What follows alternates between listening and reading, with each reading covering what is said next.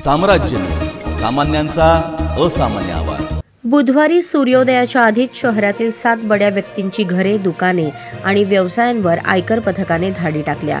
त्यात सराफ व्यापारी आपटे, त्यांचे व्यावसायिक भागीदार वेणेगुरकर आणि कोळी, हेरिटेजचे मनोज शहा, किमया कन्स्ट्रक्शन्सचे समीर गांधी, सराफ व्यापारी नारायण पेटकर, ॲडव्होकेट उमेश मराठे यांचा समावेश असल्याचे सूत्रांनी सांगितले। कोल्हापूर, छत्रपती संभाजीनगर, पुणे जिल्ह्यातील तब्बल 90 आयकर अधिकारी मंगळवारी रात्री कर्नाटकातील विजयपूर येथे मुक्कामी होते।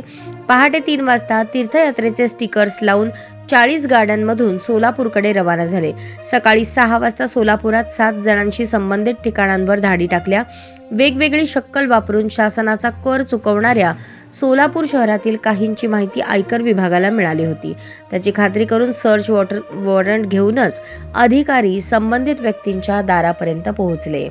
त्यांच्या दिमतीला सोलापूर शहर पोलीस देखील होते। दरम्यान समोर दिसणाऱ्या व्यवसायाच्या आडून रिअल इस्टेटच्या माध्यमातून कर चोरी केला जातो।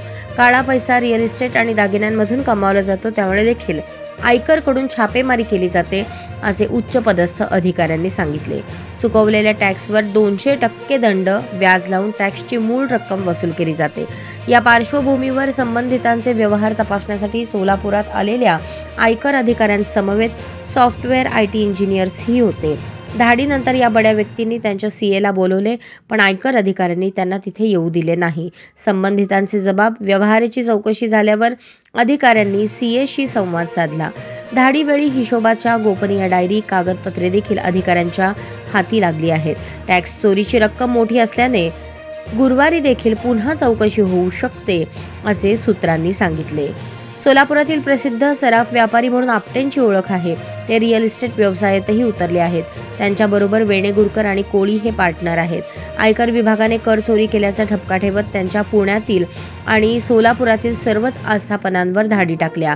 अंत्रोळी येथील दूध डेअरी, सोलापुरातील सराफ बाजारातील सोने चांदीच्या दुकानात अधिकारी ठाण मांडून होते।